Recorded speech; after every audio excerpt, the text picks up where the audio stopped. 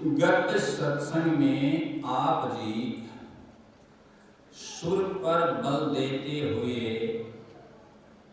संदीप जी को समझा रहे थे। हमें भी सुर का ज्ञान नहीं है। सुर क्या होता है, क्या काम आता है, क्या सुर जरूरी है? उचित हो तो बताने की कृपा करें। सत्संग प्रेमियों, गत सत्संग में सुर के बारे में जो चर्चा हो रही थी, हम कह रहे थे वह प्रश्न या वह सवाल सभी के लिए नहीं था, केवल संगीत प्रेमियों के लिए था। संगीत प्रेमी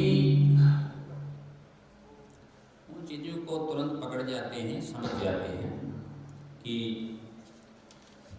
किस पर चर्चा हो रही है, लेकिन फिर भी इसको हम सब के लिए उपयोगी बनाते हैं और इस पर चर्चा करते हैं, प्रकाश डालते हैं। विषय तो था, स्पष्ट कर दिया मैंने, केवल संगीत प्रेमियों के लिए।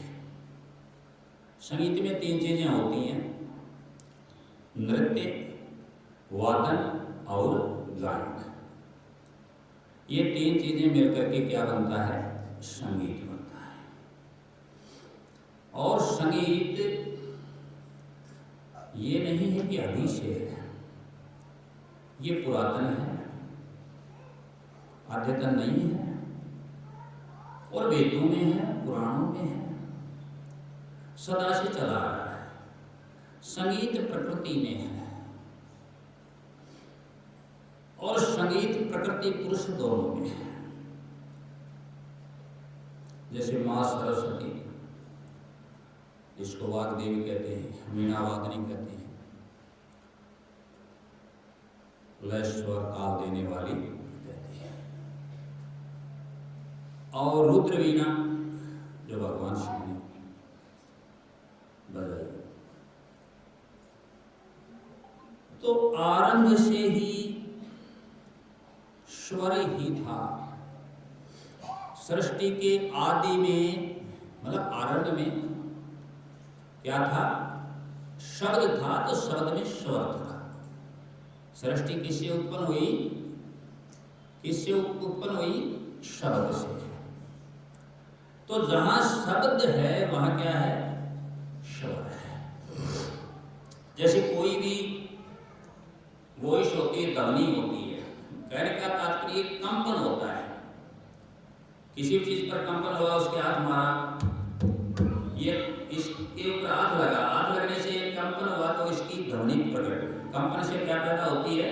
ध्वनि। जैसे जितने भी इंस्ट्रूमेंट बज रहे हैं, संगीत वाद्य यंत्र इनको बोलते हैं, इनमें सब में कंपन है, और ये कंपन से ध्वनि पैदा होती है, आहट से, शोर से। इसको आहट कहते हैं। और जो अपने आप बिना बजाए कंपन हो जिसमें, वो शब्द आरंभ काल में था, अभी तक चल रहा है, और उसका नाम क्या दिया? अनाहत। क्या नाम दे दिया? अनाहत, जिसको साधु महात्मा अनहद कहते हैं। वो शुद्ध क्या है? अनाहत। तो अनाहत का मतलब जिसके आहट नहीं, जिस पर चोट नहीं, जिस पर किसी ने चोट नहीं की, और अपने आप बज रहा है, वो अनाहत शब्द है। एक ही हम बजा रहे हैं, ये आहत शब्द है। अब सुर प्रकट हुई, जैसे स्वर की पैदाइश हुई, तो कहते हैं कि भगवान शिव ने डमरू बजाया और स्वरों का निर्माण हुआ, जिनको हम बोलते हैं ए आ ई ई उ ऊ, आई री ओ औ अंग है। इस प्रकार 2 स्वर लिट और लिट लिट। इसे 14 स्वर। और फिर उन स्वरों से निर्माण किसका हुआ? व्यंजनों का। तो स्वर था वो सुर कहो उसको, शुद्ध अपने सुर बोल देते हैं। शुद्धता में क्या है? स्वर है, अपने बोलने में सुर बोलते हैं। जैसे सुतना बोल देते हैं जबकि वो है क्या? स्वर। इसी प्रकार से तो क्या हुआ पुण्यात्माओं की अब सुर आगे फिर जो आचार्य हुए, जो विद्वान लोग हुए, जिन्होंने सर्च की, एक्सपेरिमेंट किया, ऑब्जर्वेशन किया और उन्होंने उन ध्वनियों के आधार पर उनको विशेष लय स्वर ताल में आबद्ध किया और राग बना दिए गए। राग से फिर रागनियां बनी। अभी फिर जटिलता होती चली गई तो सरलता के लिए उस समय राग और रागनियां बनी तो उनको शास्त्रीय संगीत कहते थे। शास्त्रों पर आधारित थी, उनके नियम थे, गाने के नियम थे, कौन सा राग कब गाया जाता है। जैसे हम एक राग को ले लेते हैं जो प्रचलित है राग देश। अब राग देश भिन्न तो नहीं गाया जाता। अब उसकी स्वर मालिका है, उसकी बंदिशें हैं, उसके ख्याल हैं छोटे बड़े। तो इस प्रकार से राग बने, बहुत ज्यादा राग हैं। वैसे मूल रूप से जो पुराने लोग हैं जिनको ज्ञान कम था, इतना इतना ही जानते थे, कुछ समय तक वहीं तक पहुंचे थे, वो 6 राग 36 राग नहीं बोलते हैं, जबकि इतने नहीं, बहुत ज़्यादा है। 14-38 रागों का हमारे पास प्रमाण है, पुस्तकें हैं छंद शास्त्र की और पिंगल वगैरह में इनका वर्णन है, जो सब यहाँ को उपलब्ध है, आप देख सकते हो। अब उपराग बने, फिर रागनियां बनी। अब उनमें सरलता के लिए आजकल उनको बांध दिया 10 ठाठ में, 10 ठाठ बना दिए, ठीक है। उनके आधार पर वो संगीत करते हैं, गाते हैं, गायन होता है, वादन भी होता है, गायन भी होता है। अब ये सुर हुए कितने सुर, जिनको हम स्वर कहते हैं। एक स्वर दूसरा हो है जिसको इंगला पिंगला, वो स्वर नाड़ी शोधन, वो भी एक स्वर शास्त्र है। उसमें ज्ञान सूर्योदय कबीर साहब इत्यादि का और महात्मा चरणदास जी का ज्ञान सूर्योदय मिलता है, समझ रहे? हाँ, दाएं भोजन कीजिए, बाएं पानी पीजिए, समझ रहे? इस प्रकार से मिलता है। चरणदास के सुख पावे जी। फिर कार्य को चंद है, देखो चर कार्य को वहां, दोनों में कभू न कीजिए ओसी कछु धान है। वो ज्ञान सूर्योदय है, जिसे स्वर से पता लग जाता है कौन आदमी आया, कहाँ से आया, कब आया, आगे क्या होगा, बीमारी क्या होगी, रोग कब खत्म होगा, आगे क्या होने वाला है, वो त्रिकालज्ञ हो जाता है आदमी, जिसको स्वर ज्ञान हो जाता है। गला पिंगला सुषुम्ना शोध लेता है और अपने सांसों पर कंट्रोल कर लेता है प्राणायाम के द्वारा। ये में नियमासन प्राणायाम जो हम बताते हैं उस प्रकार से, उसमें प्राणायाम में कुंभ है, पूरक है, रेचक है, ये 3 क्रियाएं होती हैं। अपने स्वर पर चर्चा करनी है, इसी पर थोड़ा प्रकाश डालेंगे। अब ये स्वर कितने हुए जो संगीत में काम लेते हैं, अपना इधर आते हैं। ये स्वर होते हैं कुल कितने? 12 होते हैं, 12 होते हैं, 12 स्वर होते हैं।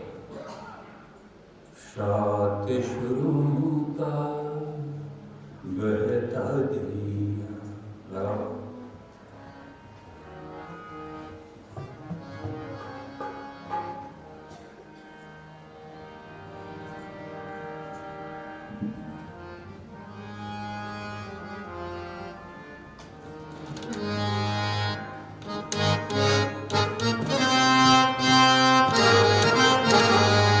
ऐसे लगाओ। सात शुरू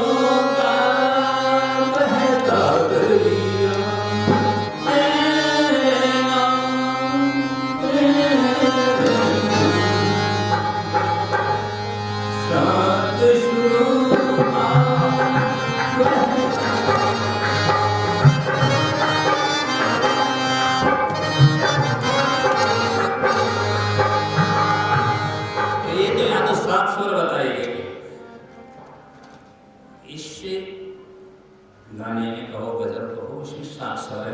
ये यूट्यूब पर पड़ा तुम्हारा देख लो, प्रसिद्ध गाकर गाते 7 स्वरों का बहता दरिया तेरे नाम।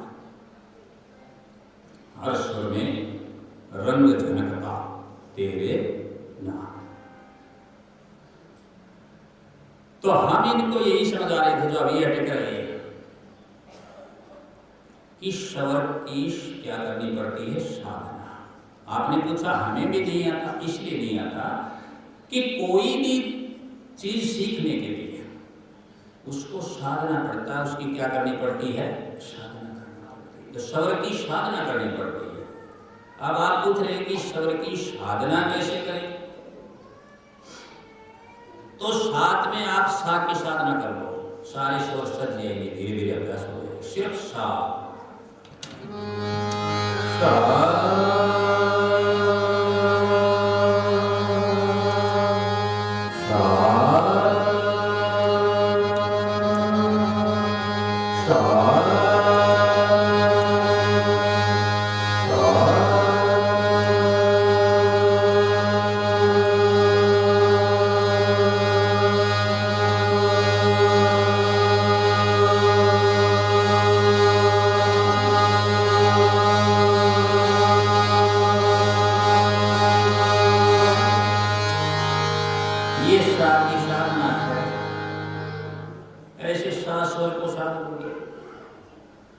तो सारे में पाद है भी 7 सुर हुए।